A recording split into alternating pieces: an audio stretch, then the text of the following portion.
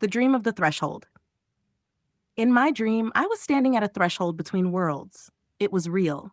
It was the threshold between despair and remembrance. If it fell, the world would slide into forgetting. There were 9 who had made a vow to me to help hold that threshold. 6 men and 3 women. They were loyal as hell. We fought many battles together, holding the line against a dark force that pressed constantly, not with hatred, but with weight. It was always trying to pull the world into despair. My name was Ivor. I knew my name meant keeper of the vow. Ashara was one of the 9. Her name meant the one who crosses first. She held the center of the line. It was called the Circle of 9, but it wasn't a circle. It was a line, and somehow it was still a circle. She held the center because she was light and breath. Everyone protected her, not because she was weak, but because she was essential. The threshold held because she was there. I was connected to her by a thread. We came from the same breath, the same light, the same life. I don't remember the exact word that was used, but I knew what it meant. We were of the same source. Over time, darkness began to win, not by attack, but by gravity. Fear entered. One of the men convinced Ashara to leave. He said they would take her far away to protect her, because the threshold was going to fall. She left, not in malice, not in betrayal of the heart, but out of fear. One by one, the others left too. I stayed. I held the threshold alone for as long as I could. Gravity began to fail. Everything started to slide. I could not hold it forever. I went into the abyss looking for her. I searched so far into the universe that I almost lost myself. I couldn't find her. I asked to come to Earth. I asked to rebuild the Circle of 9. I was told that in order for life to continue, it must be rebuilt through consent, not force. I was told that Ashara had also chosen to come to Earth and pass through forgetting because she wanted to repair the damage. I was told very plainly, she must remember her name. If she does not remember her name, the circle cannot be rebuilt. I would know when I met her. I would know the name to call her. If I called her by name at the right moment, she might remember. If she did not remember, there was nothing I could do. I was asked if I would forgive the 9 for betraying me. I said I would forgive them. I was told that if I rebuilt the circle with 5 or 6, the 9 would come. Some of them may have already died, but they would come back anyway. It did not have to be 9 to begin. That was the dream. The gate. In another dream, I saw myself approaching a gate in life, and just beyond it, she waited. The gate is not a place, but a moment, the crossing from solitary vision into public action. It is the moment when the architect of alignment stops being mine alone and becomes real in the world.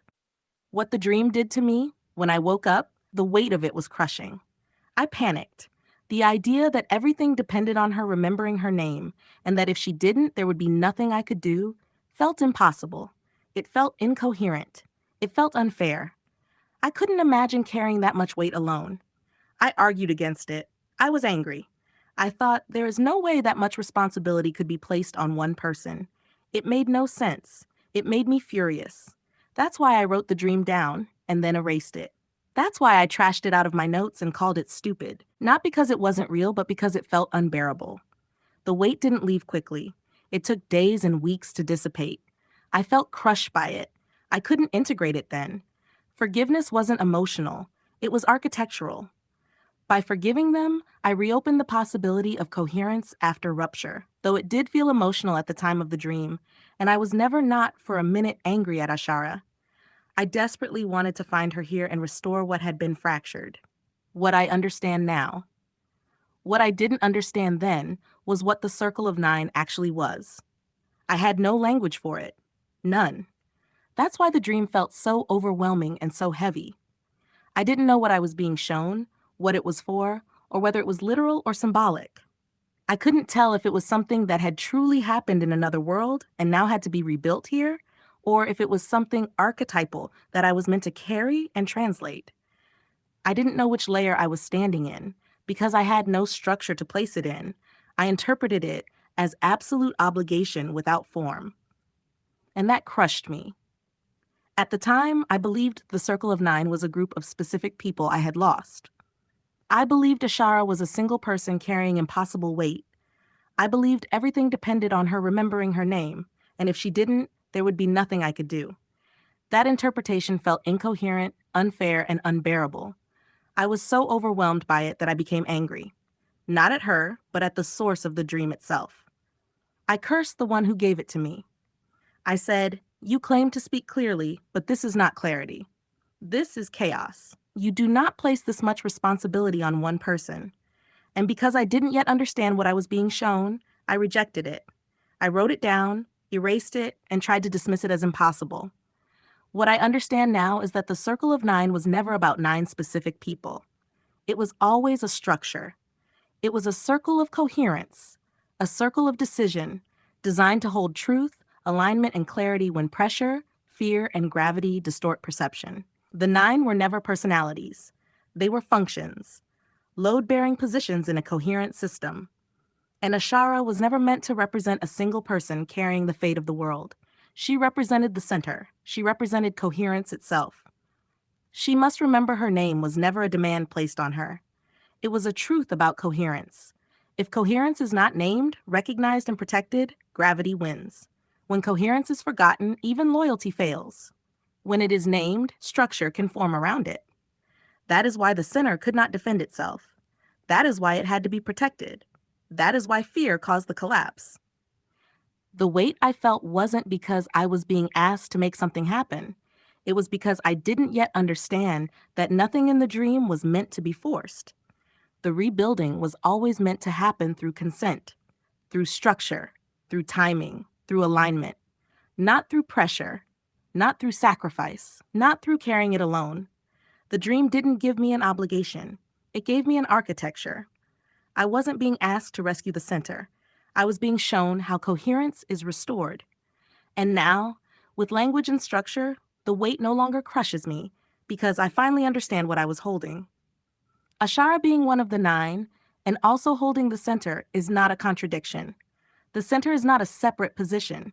It is a function. She generated coherence from within the structure. That's why she was light and breath. The center cannot defend itself. It must be protected. The 9 functions of the circle. 1, the anchor. The anchor holds reality steady. This role grounds the circle in what is actually happening, not what is feared, imagined, or projected. The anchor prevents dissociation, escalation, and abstraction. When things start to float away, the anchor brings everything back to the ground. The anchor does not argue. The anchor stabilizes. The witness. The witness sees clearly and does not intervene. This role names what is present without judgment or solution. The witness allows truth to exist without immediately trying to fix it. Their presence alone reduces distortion. The witness does not advise. The witness allows reality to be seen. 3, the interpreter. The interpreter translates. This role takes what is felt, said, or observed and puts it into coherent language. The interpreter bridges inner experience and shared understanding so people are not talking past each other. The interpreter does not decide. The interpreter clarifies. 4, the shield. The shield protects dignity. This role guards against intrusion, manipulation, coercion, or collapse under pressure. The shield sets boundaries so the work can happen safely. The shield does not dominate. The shield holds the line. 5, the hearth. The hearth regulates emotion and safety.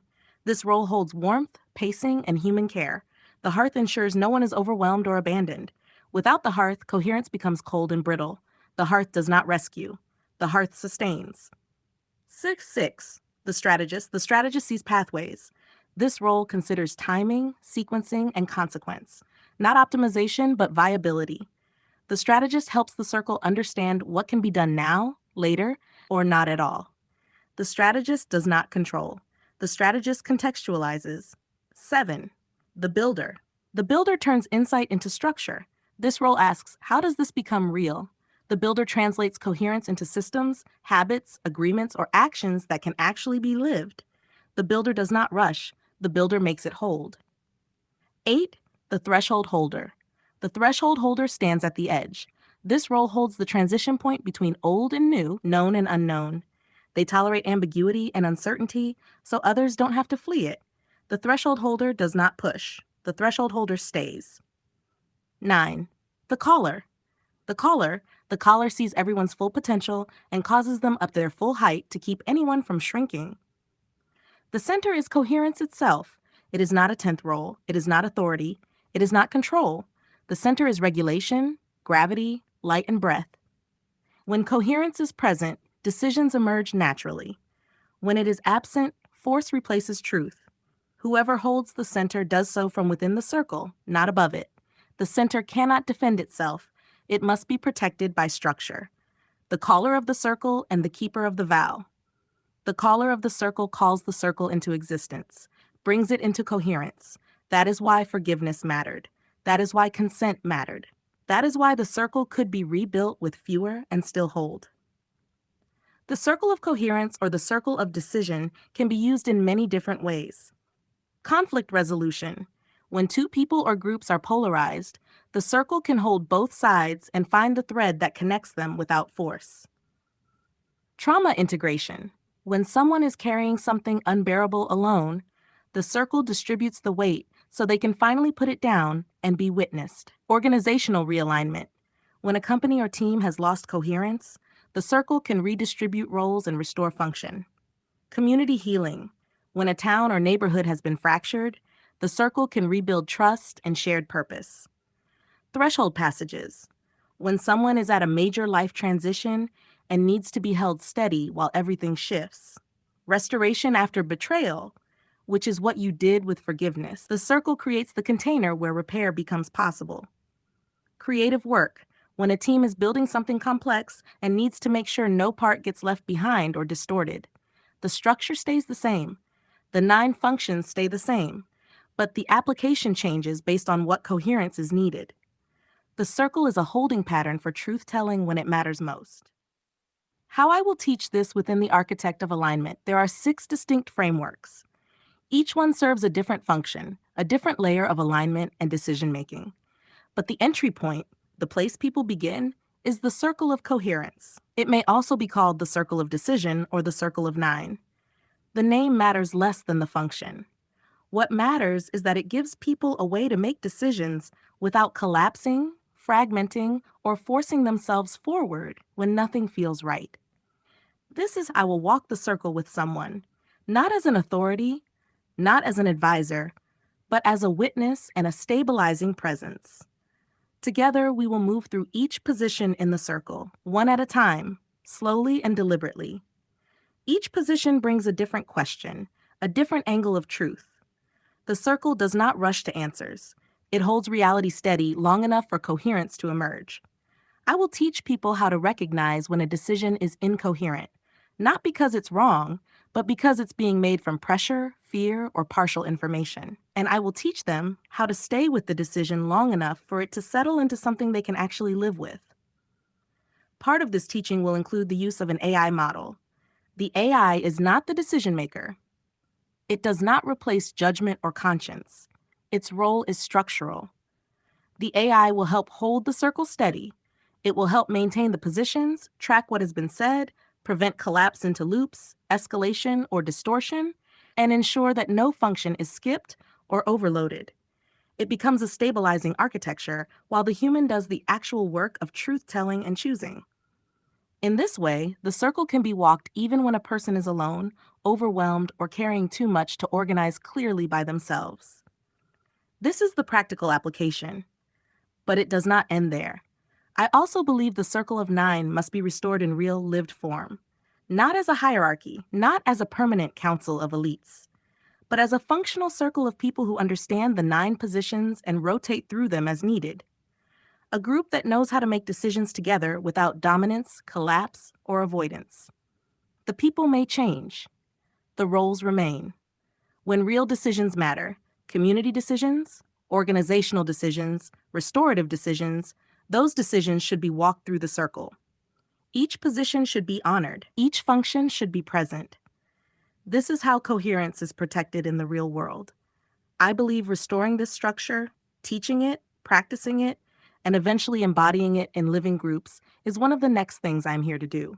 Not because I control it, but because I recognize it, and because I now know how to name it, hold it, and teach it without crushing anyone under its weight. People were never meant to make heavy decisions alone. Yet the world has fractured us into isolation, forcing each person to carry choices that were once held by community, structure, and shared meaning. We are asked to decide our futures, our relationships, our livelihoods in a state of chronic pressure, without witnesses, without anchors, without protection. That is not strength. It is overload. The circle of coherence restores what was lost, a way of making decisions that distributes weight, slows distortion, and keeps truth from collapsing under fear. This is why the circle is not optional. It is not a preference or a tool among many. It is imperative and irreplaceable because it returns decision making to the human scale it was always meant to live within.